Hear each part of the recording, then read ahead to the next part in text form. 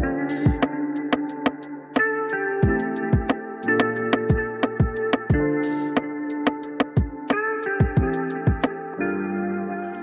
are listening to the Derek Asante podcast, the show that brings you insightful conversations about everyday topics. We just aim to keep the discussion above the average. Our guests are the ones bringing the social proof to the conversation. Let's get into it. Welcome back to another episode of the DAP Show. If you're listening to this on Podbeam, thank you for your continuous support. Check it out on YouTube as well, DAP Show. And, support there. Leave some comments, hit the bell, so that you'll be notified next time an episode drops. I'm your host, Derek Asante, and I'm back. Okay? This one is really intended to move people. Let me just go right into it, right? Socrates told his students to examine every idea on its merits alone. And that's crazy. It's dope, crazy, right? So in this episode, we're going to discuss and define critical thinking. What are the benefits to becoming a critical thinker? And finally, how do we develop critical thinking skills? Okay, so that's my aim for this episode here, just to throw some things at you, right? And intrigue your thought process and so forth. But before we get into this, let me share a quote from Thinknetic. When we use our intellect to prove a point we have not thought through, we are not thinking critically, no matter how well we do it. We often try to make ideas look better or worse than they are for our own gain. This is not critical thinking. So, then what is it? Critical thinking is great for many things. However, it is a great skill to have, specifically when you're speaking or seeking the truth. Okay? It allows you to detect and avoid deception from others and identify facts which are accurate and brings you closer to that truth. This lost art form or skill is tied to our very existence, and many of us are ignorant to this fact. The simple explanation is we don't question existing traditions and ways of doing things. We accept inefficiency and incompetence as the norm. A perfect example to this was COVID, and it was a great example, right? So many of our systems today are outdated and irrelevant, and that includes our education system. If you listen to my previous episode, you'll know that I spent some time on that, right? So if you're not sure which episode I'm speaking about, it's the episode entitled When People Matter. So check that out. And, this idea also applies to our criminal system, cultural systems, and social systems. So people with authority often tell us what to believe, and we accept it because of various reasons. But the main one is we lack the ability to think critically for ourselves, and we also live in fear. Now, a lot of you might challenge that and question that. That's great. You should. Okay? It might rub some people the wrong way. Some people might get all defensive before they actually think it through. And those are the people that I need to really take a moment, take a step back, and look at the big picture, the overall picture, the impact of this picture in your own life and how it impacts others around you. Right? This is something that is very challenging for people to do, which is look at other people when they're thinking about the world. Oftentimes, it's easier for us to think about ourselves and only ourselves because we are in that state, in that world, that society today where it's self-centered, self-serving, and it's always a me first, hence the term me too. Right? I'm using it in a different context, right? But you get my point. Okay? We just simply lack the ability to think critically. We are sheep. As much as you want to say, no, I'm not a sheep, I'm a wolf, I'm this, I'm that, you're a sheep because you comply, right? In one way or another, you have to be a sheep in order for you to survive. And in some situations, some scenarios, you're going to be a wolf, okay? This is just the nature of how we are. We are adaptable beings. But the problem is when the large percentage of us are the sheep and we also lack the critical thinking skill set. Okay? And that's where, as a society, we fall short. Okay? That's where we fall victim to a lot of our own demise in thinking and ideas. Critical thinking is a way of thinking that involves actively and skillfully analyzing, evaluating, and reflecting on information in order to reach a well-rounded conclusion or a decision. That's what critical thinking is, right? It's something that requires you to think independently and objectively. A lot of us think subjectively.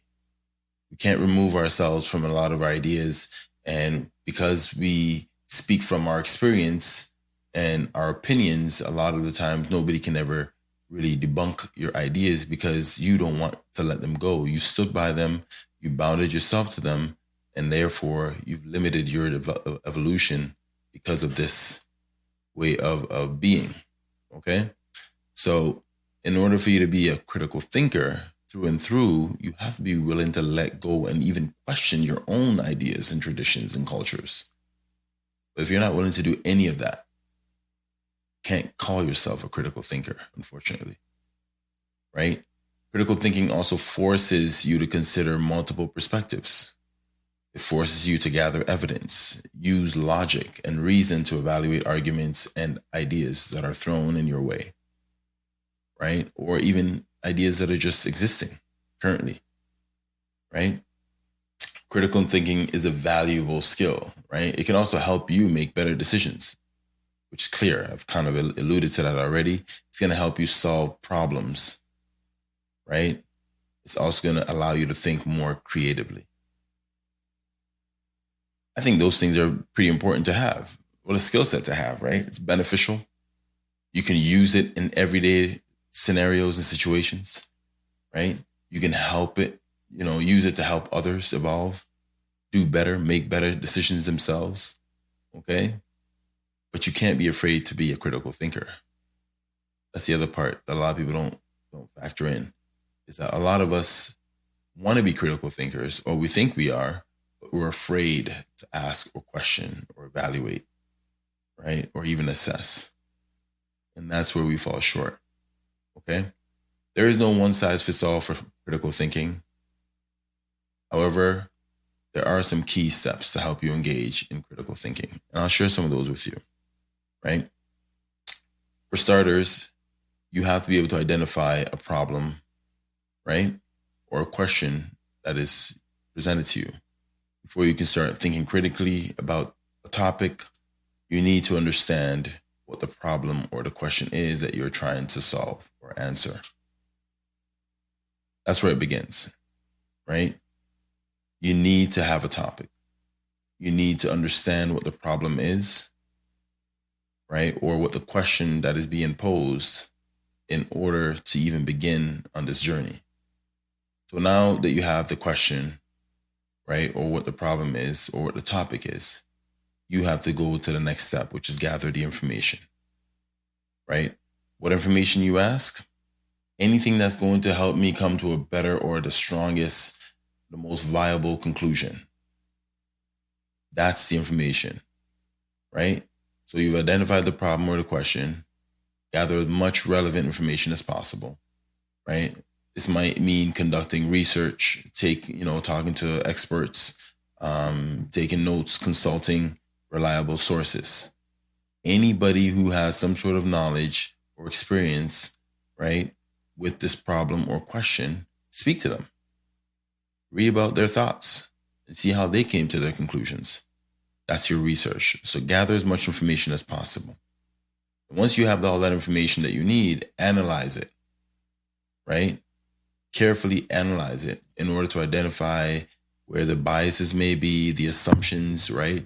Or even the inconsistencies, because there will be some, right? This is your job. This is what you need to do as a critical thinker. This involves looking for evidence to support or refute the information, okay? And considering the alternative perspectives as well, what other people thought about it, who didn't necessarily agree with it, all right? And what their explanations were. You want to consider all that and look into all of that.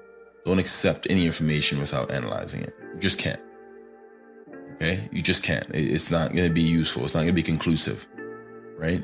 So once you've done all of that, now you want to evaluate the arguments, right, that are being made. This involves you weighing the strengths and weaknesses, right, of the pros and cons of each argument, and then considering how well, right, they address the problem or the question. You have to consider that, right? Now that once you've gotten all this information, this is where the work comes in, right? You've done all this legwork, all this research. Now you have to come to a conclusion. You have to draw your own conclusion based on the information that you've gathered, that you've analyzed, that you've evaluated. Okay? Right? You have to draw a well-rounded conclusion, right? And this might involve making a decision, right? Ultimately, you got to take action. You got all this research. Now you got to take action. You got to take a position, right? Formulating a plan of action or offering a recommendation. Where do you stand? After all of this research, you heard other people's opinions, you've gotten their testimonials and all of that stuff. Where do you stand in relation to this problem or question? Okay? Then, once you've made your conclusion, right, you have to reflect on your thinking process and consider whether you may have missed any information, right, important information, maybe overlooked or underestimated certain perspectives. Maybe your own biases took place, right? This can help you identify any gaps in your understanding and, to revise your conclusions if necessary, right? And at the end where you came to that conclusion, you have to now analyze your conclusion if it's actually conclusive to the overall question or problem, right? So those are the things that you need to consider, and that's the process when you want to get into critical thinking. There has to be a problem, and you got to vet it, right? You got to do some research, what other people have found over the years and time, and then you analyze all that detail and all that information you evaluated, then you come to a conclusion of your own, revise that conclusion by analyzing your own understanding, right, and processes, checking your biases and all that stuff. And then finally, you have a solid conclusion, right, at the end that you can present, right? And that's the process. Now, there are a number of things that you must consider, right, when you are also going through this process. Assumptions, okay? You got to consider your own assumptions and other people's assumptions. Unfortunately, our assumptions are unexamined ideas and beliefs that we take for granted. Many of our plans and actions are based on our own assumptions, right? What does that mean? Okay, I'll give you an example. Sometimes we're afraid to walk into a room or try out for a team because someone said, oh, that organization or that coach is biased and they only like particular players that are of this height or have this skill set or are from this neighborhood.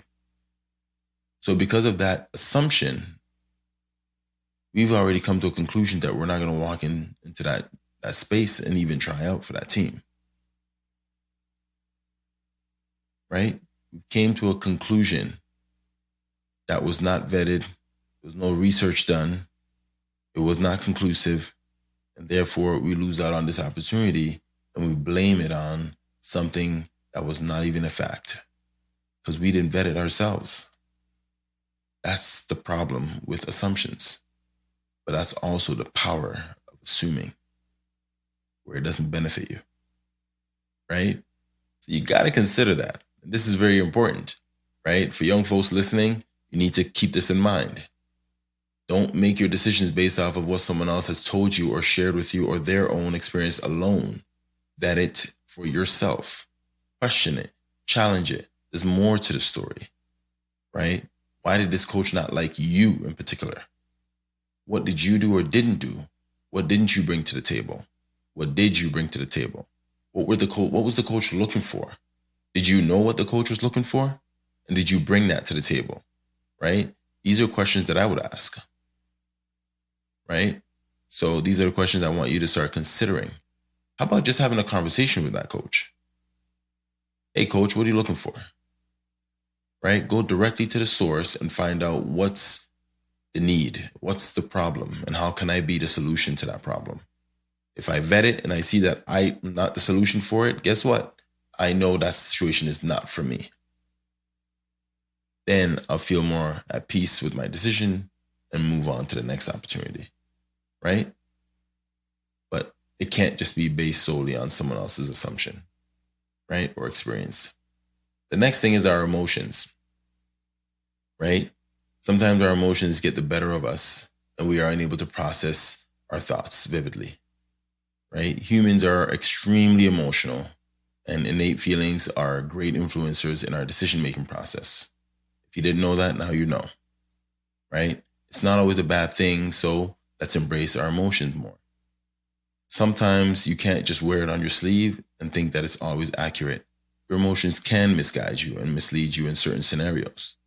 Depends on where you're trying to navigate, okay?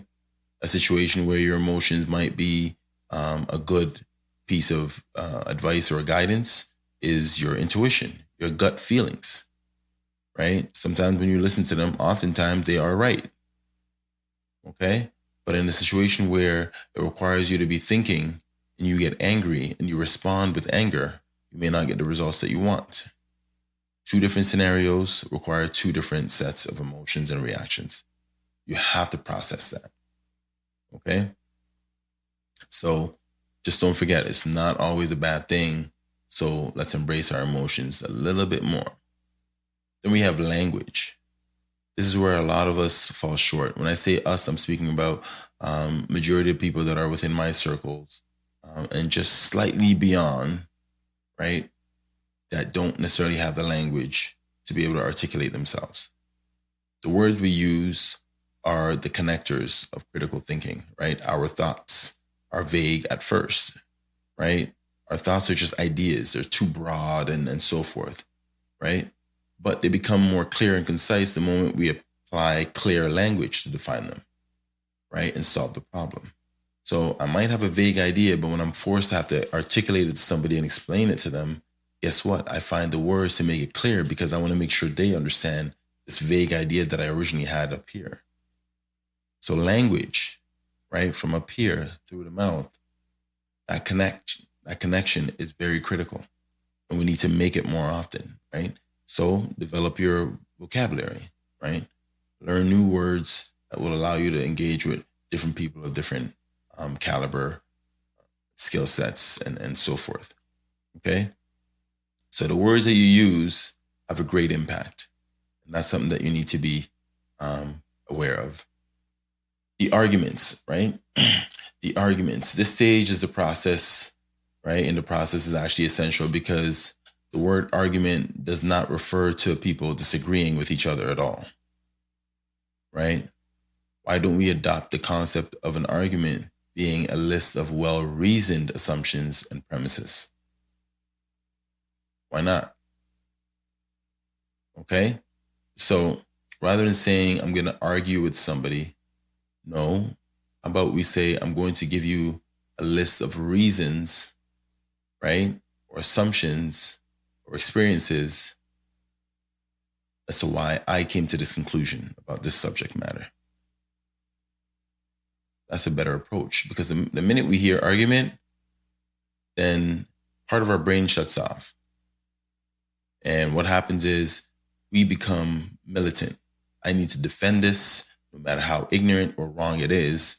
I need to prove this person that I'm right and they're wrong. It becomes a right and wrong situation, which means nobody is willing to give any ground, which also means no one's going to benefit in any form of educational purposes in this exchange, right? We all lose because we walk away with the same information we came in with. We didn't adopt anything new. We didn't embrace anything new. And therefore, guess what? I came in as I am. I'm leaving the same way.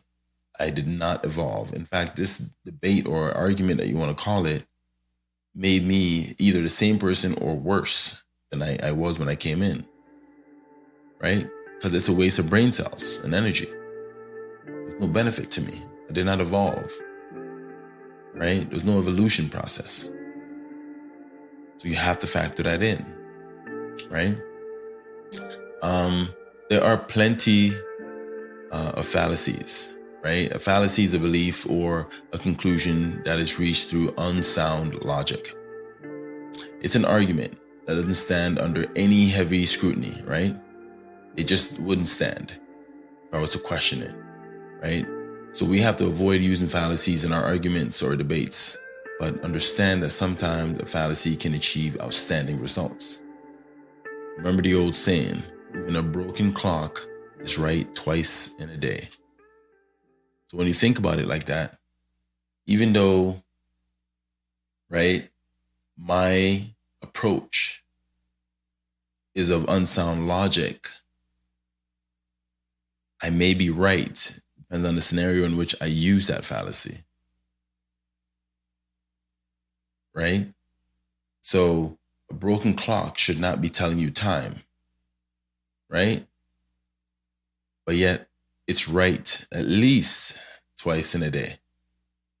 And what that's telling you is I could be wrong, but in a different setting, I'm also going to be right with the same logic that does not apply to this one, but it may apply in a different scenario. Right? So be aware of that.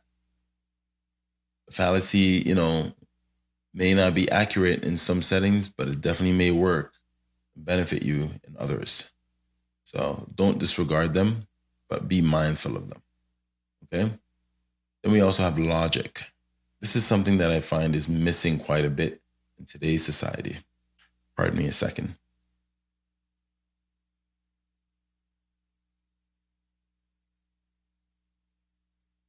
Now, logic is a word for structured thinking. If we are logical, we can replace a false premise or assumption with a valid one, right? So applying logical perspective to all the gathered information can change, right, our entire vantage point on any situation. Being logical means you've taken everything into account. It also means that you're being practical about the situation. But being practical helps in a lot of situations, right? Because you might have somebody telling you, hey, listen, you need to have a budget and work that budget. But then you're saying to yourself, but I can't afford to save, $50 every paycheck. Now you have a credit card bill payment that you make every paycheck. That's, let's say, $200. But you can't afford to save $50 a paycheck because right now you're living check to check, hand to mouth, right? But being practical, you can say, you know what? I won't worry about the budget now because I can't afford to save $50. But being practical, I can always say, wait a minute, that bill payment is going to be finished after 2 more payments. So if I finish those 2 payments, then I'm going to have an extra $200 that I can use. That's being logical. The budget may not be logical in the moment, but being practical about it and looking at my situation for what it is, being honest about it and being realistic about it, I can see that in the future, the budget may make sense because I will have that extra funds of $200 once this bill has been cleared, this debt has been cleared, right? So just being logical and practical, right, can be very, very beneficial. So you have to be open to how you process that information. Then we have problem solving, right? Although critical thinking doesn't necessarily make the world a better place, but it will make the world an interesting place to live. Let's call it what it is. Knowing how to solve a problem and actually taking the steps to resolve the problem are 2 completely different things. Unfortunately, many of the decisions that we make are made with unproven assumptions, right? Funding the concluded decision that we end up at. This is where we become products of our upbringing, our history, our socioeconomic status, our social circles, our religion, culture, beliefs, and our environments. Okay? This is just what it is. Some pros of critical thinking. I'll leave you with this. It allows you to make better decisions. When you think critically, you can carefully, right, evaluate information and arguments in order to make sound evidence-based decisions. This can help you to avoid making decisions that are based on your biases, assumptions, and incomplete information.